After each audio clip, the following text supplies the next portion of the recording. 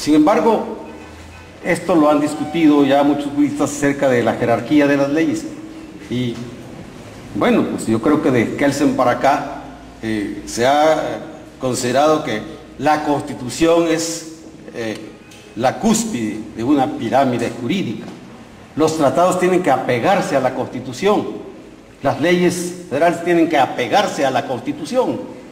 La Constitución entonces es la ley suprema. Acerca de la interpretación, creo que el maestro Mario de la Cueva, que fue de quien yo recibí las lecciones de Derecho Constitucional, hace un amplísimo análisis en su teoría de la Constitución acerca de qué debe entenderse por interpretar las normas constitucionales. Se está discutiendo ahora si constituye un avance o un retroceso el hecho de que se hayan aprobado estas reformas constitucionales. Bueno, desde hace muchos años, yo creo que desde que Rejón inventó el juicio de amparo en la Constitución yucateca de 1840, y luego cuando se establece en las reformas de 1847, Rejón y Otero estaban pensando en un mecanismo para defensa de los particulares frente a la autoridad. Creo que discutir acerca del concepto de autoridad pues no es necesario, porque sabemos, está definido que es una autoridad aquella que está investida de poder para imponer una serie de normas a los gobernados. Se ha discutido en materia fiscal, por ejemplo, si el Seguro Social era autoridad o no era autoridad para cuestiones del amparo. La Suprema Corte dice que sí es autoridad fiscal. Bueno, pero lo que Rejón y Otero pretendían era que los particulares tuvieran un mecanismo de defensa frente a las autoridades. En 1857, la Constitución aprobada por esa Asamblea Libertaria, en donde se discutió plenamente todo el derecho constitucional de mitad del siglo antepasado, el primer capítulo de la Constitución se denominó de los derechos humanos. Bueno, esto venía de la Declaración de Derechos del Hombre de la Revolución Francesa y de las declaraciones de derechos de algunos estados de la Unión Americana, y después, a través de una enmienda, de la Declaración de Derechos de los Estados Unidos. Bueno, los Estados Unidos desde el principio establecieron que sería la Suprema Corte la que tendría la facultad para interpretar la constitucionalidad de las leyes. La constitucionalidad de las leyes, que es lo que ahora estamos discutiendo. Sí, se dio un pequeño paso, en el sentido de que algunas leyes declaradas anticonstitucionales, pues se van a aplicar erga omnes sin necesidad de que cada individuo se ampare. Pero no tocan el aspecto fiscal. La UNAM acaba de presentar el lunes pasado una propuesta con 36 puntos para hacerle frente a esta situación angustiosa que están viviendo los mexicanos, de inseguridad, de crímenes, de asesinatos, de homicidios, de víctimas. Bueno, apenas ayer el presidente reaccionó, el titular del Ejecutivo reaccionó e invitó al rector y al exrector Carpizo para que vayan a dialogar acerca de estas propuestas que está haciendo la universidad. No, hace mucho tiempo que se viene discutiendo esto, hace mucho tiempo. Yo recuerdo, platiqué con Porfirio Muñoz Ledo y me explicaba qué era lo que él había recogido allá en el 2000 y que presentó en el 2001 para la reforma del Estado. ¿Qué pasó con esa? Me habló de 136 propuestas concretas para reformar el Estado y democratizarlo. Se las entregó a Fox y Fox echó esas propuestas al cesto de la basura y envió a Porfirio Muñoz Ledo a una embajada a la Unión Europea. Aquí tenemos que decirlo, En 2006 fuimos convocados los oaxaqueños para presentar nuestras propuestas para reformar el Estado. Bueno, nos entusiasmamos, convocamos a los compañeros que habían sido legisladores, integramos 11 mesas de trabajo, hicimos toda una serie de propuestas para reformar el Estado de Oaxaca. Sí, puede ser que algunas propuestas les hayan sonado fuera de lugar, pero son necesarias estas reformas. Se creó una comisión para la reforma del Estado. Ahí pusieron a un militante de algún partido de izquierda para que fuera el titular de esta comisión.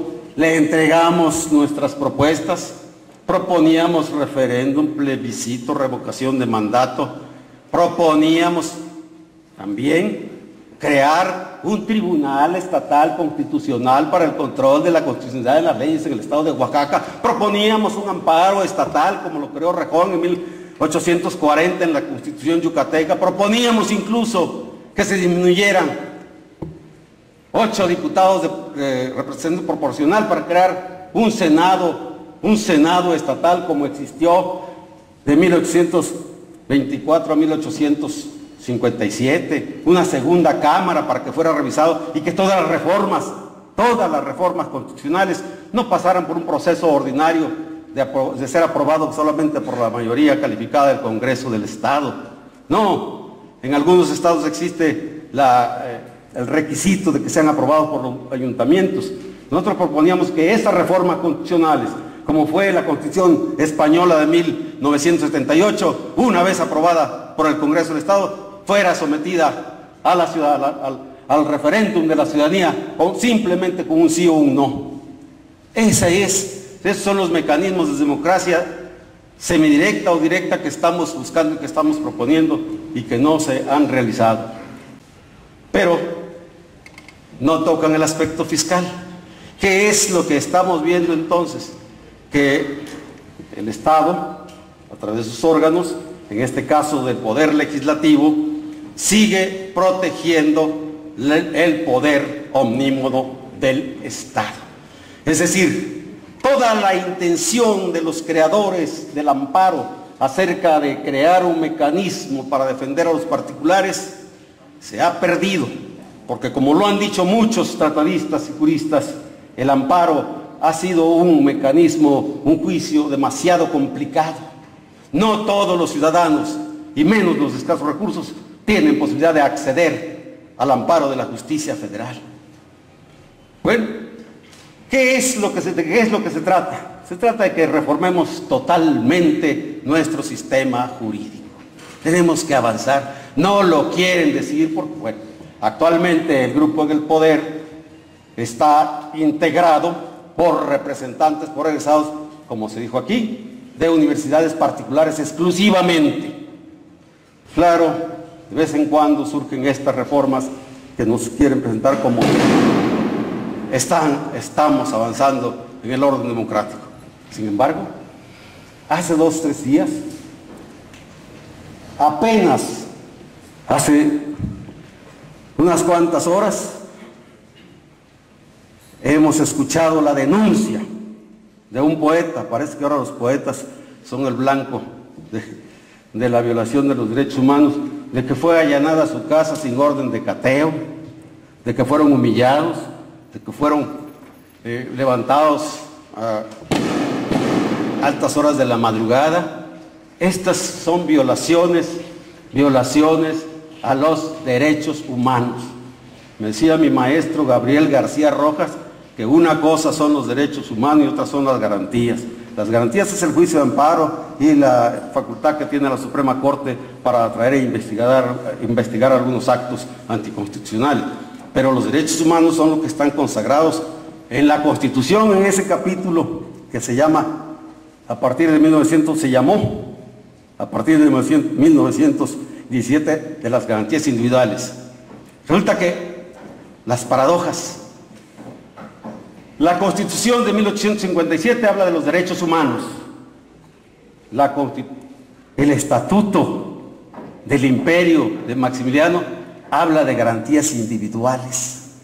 Y resulta que nuestros constituyentes en 17 se optaron por la denominación de garantías individuales. Ahora volvieron, recordaron, leyeron seguramente los debates del constituyente, porque Carranza dicen que se preocupó por distribuir entre los constituyentes de Querétaro la crónica del constituyente de Francisco Zarco, pero quitó algunas intervenciones de Ponciano Arriaga o de Ignacio Ramírez. No quería que estas ideas que se habían expuesto en 1856 contaminaran o influyeran en el ánimo de los constituyentes de Querétaro. Ahora, en estas últimas reformas de hace unos meses, se regresa al título de los derechos humanos. Los derechos humanos están efectivamente consagrados en nuestra Constitución, pero están consagrados en muchos órganos internacionales, como es la Declaración Universal de los Derechos Humanos. Pero después de esa declaración de 48 existen otros muchos tratados, entre otros los derechos de las mujeres, los derechos de los minusválidos, los derechos de los niños, el tratado de la Convenio 169 de la OIT acerca de los derechos indígenas, muchos otros tratados que nosotros proponíamos en esas ilusorias propuestas que hicimos en el 2006, que se hiciera un catálogo de derechos, que se tomara la molestia a los legisladores de hacer el catálogo y decir, estos son los derechos humanos que protege esta Constitución a través de los mecanismos que están establecidos, y por eso proponíamos un juicio de amparo estatal. Pero bueno, también estas propuestas, que fueron muchas, se fueron al cesto de la basura. Así es como se ha estado gobernando a México, como dijo alguna vez algún crítico del sistema, de espaldas al pueblo. No, lo que necesitamos es efectivamente, como aquí se ha dicho, como han dicho todos los ponentes, particularmente el maestro Matías, tenemos que reclamar, tenemos que criticar, tenemos que proponer, tenemos que hacer lo que nos corresponda para que seamos oídos. Norberto Bobbio escribió hace unos años que estamos en el tiempo de los derechos, y lo escribió hace ya algún tiempo. Bueno, pues ese tiempo de los derechos tenemos que aprovecharlo y reivindicar el derecho de los gobernados. ¿Sí? El Estado de Derecho no consiste más que en que gobernantes y gobernados se apeguen a las normas establecidas, pero las normas establecidas tienen que ser el reflejo de la voluntad popular. Cuando nosotros depositamos un voto para que algunos individuos, y yo lo he sido, vayamos como sus representantes a los órganos legislativos, no se trata de que vayamos a interpretar la voluntad del gobernante, sino la voluntad de los ciudadanos. Hemos propuesto muchas cosas, no se han aprobado, no han sido tomadas en cuenta, porque no conviene a las cúpulas del poder. Y en esto incluyo a las cúpulas de los partidos, incluyendo el partido en el que yo he militado. No conviene hacer estas reformas que le den poder a los ciudadanos y le quiten poder a las cúpulas. Felicito a todos los integrantes de esta mesa, a los ponentes, al Colegio de Amparo Ignacio Burgoa Orihuela, a todos, a la Facultad de Derecho de la Universidad Benito Juárez, a la Universidad Benito Juárez y a todos ustedes, que estos foros sirvan para despertar la conciencia, ejercer nuestros derechos y avanzar hacia un Estado democrático de derecho. Esa es nuestra propuesta. Con estos conceptos concluyo.